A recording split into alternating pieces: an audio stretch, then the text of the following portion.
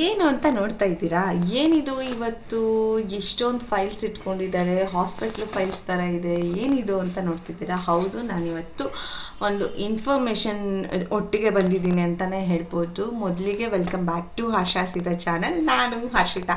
ನಾನಿವತ್ತು ನಿಮಗೆ ತಿಳಿಸ್ಕೊಡ್ಬೇಕಾಗಿರೋವಂಥ ಒಂದು ವಿಚಾರ ಬಂದರೆ, ನಿಮ್ಮ ಮನೆಯಲ್ಲಿ ಹೆಣ್ಮಕ್ಳಿರ್ತಾರೆ, ಅವರು ತಾಯಿ ಆಗೋರು ಇರ್ತಾರೆ, ಅಥವಾ ತಾಯಿ ಆಗುವಂತೆಯವರು ನಿಮಗೆ ಗೊತ್ತಿರ್ತಾರೆ. ಯಾರಾದರೂ ತಾಯಿಯಂದಿರು ಆಗ್ತಾ ಇದ್ರೆ ನಾನು ಮಾಡಿದ್ದಂಥ ಒಂದು ತಪ್ಪನ್ನು ನೀವು ಕೂಡ ಮಾಡಬೇಡಿ. ಯಾಕೆ ಅಂದರೆ ನಾನು ಕೂಡ ನನ್ನ ಫಸ್ಟ್ ಪ್ರೆಗ್ನೆನ್ಸಿ ಮತ್ತು ಮಗುವಿನ ಟೈಮಲ್ಲಿ ತಾಯಿ ಕಾರ್ಡನ್ನ ಮಾಡಿಸ್ಕೊಂಡಿರಲಿಲ್ಲ. ಅಷ್ಟಾಗಿ ನನಗೆ ಆ ವಿಚಾರದ ಬಗ್ಗೆ ಗೊತ್ತಿರಲಿಲ್ಲ. ತಾಯಿ ಕಾರ್ಡಲ್ಲಿ ಏನಿರುತ್ತೆ, ಅದರಿಂದ ಏನು ಲಾಭ, ಯಾವುದು ಕೂಡ ಗೊತ್ತಿರಲಿಲ್ಲ. ಹಾಗಾಗಿ ಫಸ್ಟ್ ಮಗುನಲ್ಲಿ ನಾನು ಕೂಡ ತಾಯಿ ಕಾರ್ಡ್ ಮಾಡಿಸ್ಕೊಂಡಿರಲಿಲ್ಲ. ಬಟ್ ಸೆಕೆಂಡ್ ಮಗುನಲ್ಲಿ ನಾನು ತಾಯಿ ಕಾರ್ಡನ್ನ ಮಾಡಿಸ್ಕೊಂಡೆ. ಅದರಿಂದ ಸಿಕ್ಕಂಥ ಹಲವಾರು ಒಂದು ಉಪಯೋಗಗಳನ್ನ ನಿಮಗೂ ಕೂಡ ತಿಳಿಸ್ಕೊಡ್ತೀನಿ ಅಂತಲೇ ಹೇಳ್ಬೋದು. ಪಟಾಪಟ್ ಅಂತ ಹೇಳ್ತೀನಿ. ಮೊದಲಿಗೆ ನಾವು ಯಾವುದೇ ಹಾಸ್ಪಿಟಲ್ಗೆ ಹೋದರೂ ಕೂಡ ಒಂದು ಫೈಲ್ ಕೊಡ್ತಾರೆ. ಅದೇ ರೀತಿ ನಾವು ತಾಯಿ ಕಾರ್ಡ್ ಮಾಡಿಸ್ಕೊಂಡ್ರೆ ನಮಗೂ ಕೂಡ ಒಂದು ತಾಯಿ ಕಾರ್ಡ್ ಅಂತ ಹೇಳಿ ಒಂದು ಬುಕ್ಲೆಟ್ ಕೊಡ್ತಾರೆ. ಈ ಬುಕ್ಲೆಟಲ್ಲಿ ತುಂಬ ಇನ್ಫಾರ್ಮೇಷನ್ಸ್ ಇದೆ. ನಿಮ್ಮ ಮನೆಯಲ್ಲಿ ಕೂಡ ಯಾರಾದರೂ ತಾಯಿ ಕಾರ್ಡ್ ಮಾಡಿಸಿದರೆ ನೀವು ಕೂಡ ತಾಯಿ ಕಾರ್ಡ್ನ ಒಂದ್ಸಲ ತೆಗೆದು ಚೆಕ್ ಮಾಡಿ. ಇದು ಕರ್ನಾಟಕದಾದ್ಯಂತ ಎಲ್ಲ ಜಿಲ್ಲೆಗಳು ಹಾಗೂ ಪ್ರತಿಯೊಂದು ಹಳ್ಳಿಯಲ್ಲಿರುವಂಥ ಎಲ್ಲ ಹೆಣ್ಣು ಮಕ್ಕಳಿಗೂ ಕೂಡ ತಾಯಿ ಕಾರ್ಡ್ನ ಮಾಡಿಕೊಟ್ಟಿರ್ತಾರೆ. ಇದು ಮಾಡಿಕೊಡೋರು ಬಂದು ಅಂಗನವಾಡಿ ಕಾರ್ಯಕರ್ತರು ಇರ್ತಾರೆ. ಅಲ್ಲೇ ನಿಯರ್ ಬೈ ಯಾವುದಾದ್ರೂ ಗೌರ್ಮೆಂಟ್ ಹಾಸ್ಪಿಟಲ್ಸ್ ಇದ್ದರೆ ನೀವು ಹಾಸ್ಪಿಟಲ್ಸ್ನ ವಿಸಿಟ್ ಮಾಡಿದ್ರು ಕೂಡ ಅವರು ಕೂಡ ನಿಮಗೆ ತಾಯಿ ಕಾರ್ಡ್ನ ಮಾಡಿಕೊಡ್ತಾರೆ. ಈ ತಾಯಿ ಕಾರ್ಡಲ್ಲಿ ನಿಮಗೆ ಮೊದಲಿಗೆ ಕೇಳೋದು ಮಾಡುವಾಗ ಇನ್ಫಾರ್ಮೇಷನ್ಸ್ ಬಂದು ನಿಮ್ಮ ಒಂದು ಆಧಾರ್ ಕಾರ್ಡು ಮತ್ತು ನಿಮ್ಮ ಫೋಟೋ ಮತ್ತು ನಿಮ್ಮ ಹಸ್ಬೆಂಡ್ ಒಂದು ಆಧಾರ್ ಕಾರ್ಡ್ನ ಕೇಳ್ತಾರೆ. ಮತ್ತು ಫೋನ್ ನಂಬರ್ಸ್ ಕೇಳಿ OTP ತೊಗೋತಾರೆ ರಿಜಿಸ್ಟರ್ ಮಾಡ್ಕೊಳ್ಳೋದಕ್ಕೆ ಅಂತ ಹೇಳಿ. ಈ ತಾಯಿ ಕಾರ್ಡ್ ಬಂದು ಆರೋಗ್ಯ ಮತ್ತು ಕುಟುಂಬ ಇಲಾಖೆಯ ಯೋಜನೆ ಅಂತಲೇ ಹೇಳ್ತಾರೆ. ವೈದ್ಯಕೀಯ ಶಿಕ್ಷಣ ಹಾಗೂ ಮಹಿಳಾ ಮತ್ತು ಮಕ್ಕಳ ಅಭಿವೃದ್ಧಿ ಇಲಾಖೆಯ ಸಹಯೋಗದೊಂದಿಗೆ, ಹೌದು, ಇದು ರಾಷ್ಟ್ರೀಯ ಆರೋಗ್ಯ ಅಭಿಯಾನ ಅಂತಲೇ ಹೇಳ್ಬೋದು. ಒಂದು ಹೆಜ್ಜೆ ಸ್ವಚ್ಛತೆಯ ಕಡೆಗೆ ಅಂತ ಹೇಳ್ತಾ ಇಲ್ಲಿ ಸುರಕ್ಷಿತ ಮಾತೃತ್ವ ಆಶ್ವಾಸನೆ ಅಂತ ಹೇಳಿ ಈ ಬುಕ್ಲೆಟ್ ಇದೆ.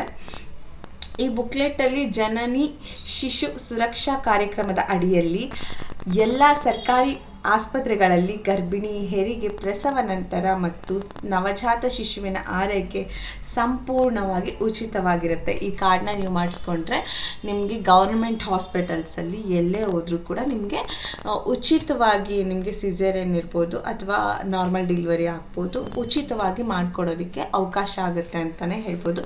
ನೀವೇನಾದರೂ ಗೌರ್ಮೆಂಟ್ ಹಾಸ್ಪಿಟಲ್ಸಲ್ಲಿ ತೋರಿಸ್ಕೋತೀವಿ ಅಂದರೆ ತಾಯಿ ಕಾರ್ಡ್ ಮಸ್ಟ್ ಆ್ಯಂಡ್ ಶುಡ್ ಕೇಳ್ತಾರೆ. ನೀವೇನಾದರೂ ಕನ್ಸೀವ್ ಆದರೆ ಅಂದರೆ ಪ್ರೆಗ್ನೆಂಟ್ ಅನ್ನೋ ಕನ್ಫರ್ಮೇಷನ್ ಏನಾದರೂ ಆದರೆ ನೀವು ತಕ್ಷಣವೇ ಹೋಗಿ ಗೌರ್ಮೆಂಟ್ ಹಾಸ್ಪಿಟ್ಲಲ್ಲಿ ತಿಳಿಸಿ ತಾಯಿ ಕಾರ್ಡನ್ನ ಮಾಡಿಸ್ಕೊಳ್ಳಿ ಅಂತಲೇ ಹೇಳ್ಬೋದು. ತಾಯಿ ಕಾರ್ಡಲ್ಲಿ ಬಡವರು ಶ್ರೀಮಂತರು ಅಂತ ಯಾವುದೇ ರೀತಿಯ ಭೇದ ಭಾವ ಇಲ್ಲ, ಎಲ್ಲರಿಗೂ ಕೂಡ ಮಾಡಿಕೊಡ್ತಾರೆ.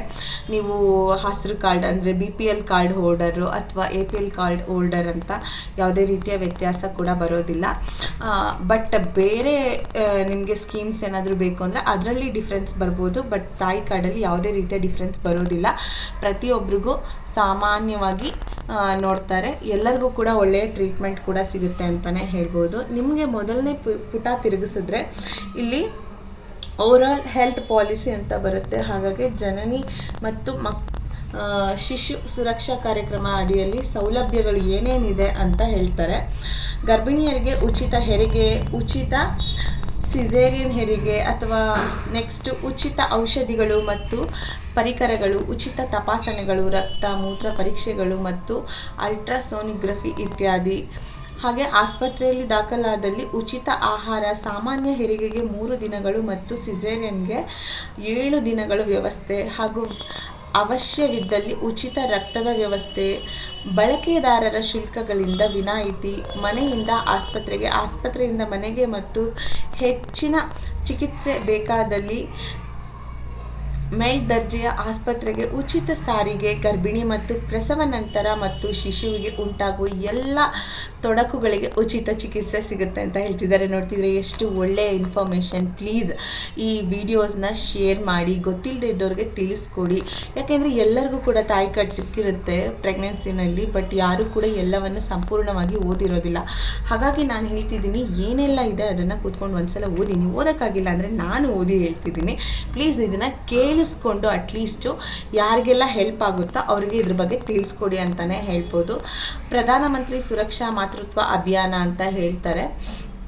4ರಿಂದ 9 ತಿಂಗಳು ಒಳಗಿರುವ ಎಲ್ಲ ಗರ್ಭಿಣಿಯರಿಗೂ ಹಾಗೂ ತೊಡಕಿನ ಗರ್ಭಿಣಿಯರಿಗೆ ವೈದ್ಯರಿಂದ ಕನಿಷ್ಠ ಒಂದು ಪ್ರಸವ ಪೂರ್ಣ ಪರೀಕ್ಷೆ ಪ್ರತಿ ತಿಂಗಳು 9ನೇ ತಾರೀಕಿನಂದು ಎಲ್ಲ ಸರ್ಕಾರಿ ಹೆರಿಗೆ ಆಸ್ಪತ್ರೆಗಳಲ್ಲಿ ಹಾಗೂ 24/7 ಪ್ರಾಥಮಿಕ ಆರೋಗ್ಯ ಕೇಂದ್ರಗಳಲ್ಲಿ ನೆರವೇರಿಸಲಾಗುತ್ತೆ. ಅಂತಂದರೆ ಪ್ರತಿ ತಿಂಗಳು 9ನೇ ತಾರೀಕು ಗೌರ್ಮೆಂಟ್ ಹಾಸ್ಪಿಟಲ್ಗಳಲ್ಲಿ ಗರ್ಭಿಣಿಯರಿಗೆ ಉಚಿತ ಚಿಕಿತ್ಸೆ ಇರುತ್ತೆ 9 ತಿಂಗಳವರೆಗೂ ಕೂಡ. ಹಾಗೆಯೇ ಯಾವುದೇ ಸಮಯದಲ್ಲಿ ಹೋದರೂ ಕೂಡ ಹಾಸ್ಪಿಟಲಲ್ಲಿ ನಿಮಗೆ ಟ್ರೀಟ್ಮೆಂಟ್ ಸಿಗುತ್ತೆ ಗೌರ್ಮೆಂಟ್ ಹಾಸ್ಪಿಟ್ಲಲ್ಲಿ, ಅದು ಉಚಿತವಾಗಿ ಅಂತಲೇ ಹೇಳ್ಬೋದು. ಮತ್ತು ಬಡತನ ರೇಖೆಗಿಂತ ಕೆಳಗಿರುವ ಗರ್ಭಿಣಿಯರಿಗೆ ಸಾರ್ವಜನಿಕ ಆರೋಗ್ಯ ಸೌಲಭ್ಯಗಳಲ್ಲಿ ಮತ್ತು ಮಾನ್ಯತೆ ಪಡೆದ ಖಾಸಗಿ ಆಸ್ಪತ್ರೆಗಳಲ್ಲಿ ಜನ್ಮ ನೀಡಿದ್ದಲ್ಲಿ ನಗದು ವರ್ಗಾವಣೆ ಪಡೆಯುತ್ತಾರೆ. ನೋಡಿದ್ರೆ ನೀವೇನಾದರೂ ಸಾಮಾನ್ಯ ಬಿಲೋ ಪಾವರ್ಟಿ ಲೈನ್ಗಿಂತ ಕೆಳಗಡೆ ಇದ್ದರೆ ನಿಮಗೆ ಆ ಖರ್ಚು ಏನಾಗಿರುತ್ತೆ ಅದರಲ್ಲಿ ಒಂದಷ್ಟು ಭಾಗವನ್ನು ಗೌರ್ಮೆಂಟ್ ಹಾಸ್ಪಿಟಲಿಂದ ನೀವೇನಾದರೂ ಖಾಸಗಿ ಹಾಸ್ಪಿಟ್ಲಲ್ಲಿ ಮಾಡಿಸ್ಕೊಂಡಿದ್ರು ಕೂಡ ನಿಮಗೆ ಅಮೌಂಟ್ನ ಕಳಿಸ್ಕೊಡ್ತೀವಿ ಅಂತ ಹೇಳ್ತಿದ್ದಾರೆ. ಹಾಗೆ ನವಜಾತ ಶಿಶುವಿನ ಜನನದ ನಂತರ 1 ವರ್ಷದ ತನಕ ಉಚಿತ ಚಿಕಿತ್ಸೆ ಇರುತ್ತೆ, ಉಚಿತ ಔಷಧಿ ಪರಿಕರಗಳು ಮತ್ತು ಉಚಿತ ತಪಾಸಣೆಗಳು, ಹಾಗೆ ಅವಶ್ಯವಿದ್ದಲ್ಲಿ ಉಚಿತ ರಕ್ತದ ವ್ಯವಸ್ಥೆ ಮತ್ತು ಬಳಕೆದಾರರ ಶುಲ್ಕಗಳಿಂದ ವಿನಾಯಿತಿ, ಮನೆಯಿಂದ ಆಸ್ಪತ್ರೆಗೆ ಹೆಚ್ಚಿನ ಚಿಕಿತ್ಸೆ ಬೇಕಾದಲ್ಲಿ ಮೇಲ್ದರ್ಜೆ ಆಸ್ಪತ್ರೆಗೆ ಕೂಡ ಅವರು ಕಳಿಸ್ಕೊಡ್ತಾರೆ. ಅಂತಂದರೆ ಹೈಯರ್ ಹಾಸ್ಪಿಟಲ್ಸ್ ನೀವೇನಾದರೂ ಟ್ರೀಟ್ಮೆಂಟ್ಗೆ ಹೋಗಬೇಕು ಅಂತ ಇದ್ದರೆ ಅಲ್ಲಿಗೂ ಕೂಡ ನೀವು ಹೋಗಿ ಟ್ರೀಟ್ಮೆಂಟ್ನ ತಗೋಬೋದು. ಹಾಗೆ ತೊಡಕಿನ ಗರ್ಭಧಾರಣೆಗಳು ಅಂದರೆ ಮಧುಮೇಹ ಮೀನ್ಸ್ ಶುಗರ್ ಇದ್ದರೆ ಅಥವಾ BP, ಅಧಿಕ ರಕ್ತದ ಒತ್ತಡ, ತೀವ್ರ ಥರ ರಕ್ತಹೀನತೆ ಇದ್ದರೆ, ಈ ಹಿಂದೆ ಸಿಸೇರಿಯನ್ ಶಸ್ತ್ರಚಿಕಿತ್ಸೆ ಏನಾದರೂ ನಿಮ್ಗೆ ಆಗಿದ್ದರೆ, ಮೂರ್ಛೆ, ಅಸ್ತಮ ಈ ಥರ ಕಾಯಿಲೆಗಳಿದ್ದರೆ, ಹಾಗೆ ಯಾವುದೇ ರೀತಿಯ ಒಂದು ಗರ್ಭಕೋಶದ ತೊಂದರೆಗಳಿದ್ದರೆ, ಸೋಂಕುಗಳಿದ್ದರೆ, ಭ್ರೂಣ ಅಡ್ಡವಾಗಿದ್ದರೆ, ಭ್ರೂಣದಲ್ಲಿ ನ್ಯೂನ್ಯತೆ ಇದ್ದರೆ, ಥೈರಾಯ್ಡ್ ಕಾಯಿಲೆ ಇದ್ದರೆ, ಈ ಎಲ್ಲ ರೀತಿಯ ಒಂದು ನಿಮಗೆ ಏನಾದರೂ ತೊಡಕು ಇದ್ದರೂ ಕೂಡ 4 ಅಥವಾ ಅದಕ್ಕಿಂತ ಹೆಚ್ಚು ಬಾರಿ ಗರ್ಭಿಣಿಯರಾಗಿದ್ದರೂ ಕೂಡ ಅವರು ಟ್ರೀಟ್ಮೆಂಟ್ನ ಕೊಡ್ತಾರೆ. ನೀವು ಪ್ಲೀಸ್ ತಾಯಿ ಕಾರ್ಡ್ನ ಮಾಡಿಸ್ಕೊಂಡು ಗೌರ್ಮೆಂಟ್ ಹಾಸ್ಪಿಟಲ್ಗೆ ಒಂದ್ಸಲ ಹೋಗಿ ಉಚಿತವಾಗಿ ನಿಮಗೆ ಚಿಕಿತ್ಸೆ ಸಿಗುತ್ತೆ. ಹಾಗೆಯೇ ಈ ಕಾರ್ಡ್ನಲ್ಲಿ ನಿಮಗೆ ಆದ ನಂತರ ಮಗುವಿನ ಡೀಟೇಲ್ಸ್ ಬರುತ್ತೆ. ಅದಕ್ಕೂ ಮುಂಚೆ ನಿಮ್ಮ ಡೀಟೇಲ್ಸ್ ಇರುತ್ತೆ ಹಾಗೂ ನಿಮ್ಮ ಹಸ್ಬೆಂಡ್ ಡೀಟೇಲ್ಸ್ನ ಅವರು ತೊಗೊಂಡಿರ್ತಾರೆ. ಅದಾದಮೇಲೆ ಅಂಗನವಾಡಿ ಕಾರ್ಯಕರ್ತರು ಯಾರಿರ್ತಾರೆ ಅವ್ರದ್ದಿರುತ್ತೆ, ಮತ್ತು ಬ್ಯಾಂಕ್ ಡೀಟೇಲ್ಸ್ ಏನಿರುತ್ತೆ ನಿಮ್ಮದು ಅದನ್ನು ತೊಗೊಂಡಿರ್ತಾರೆ. ಇದು ಸೇಫ್ ಅಂತಲೇ ಹೇಳ್ಬೋದು.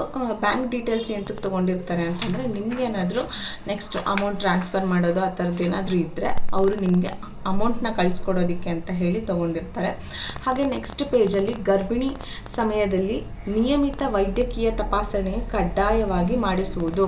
ನೋಡಿ 1ನೇ ತಿಂಗಳಿಂದ 9ನೇ ತಿಂಗಳವರೆಗೂ ಪ್ರತಿ ತಿಂಗಳು ನೀವು ತಪಾಸಣೆಗೆ ಬರಬೇಕು ಅಂತ ಹೇಳಿದ್ದಾರೆ.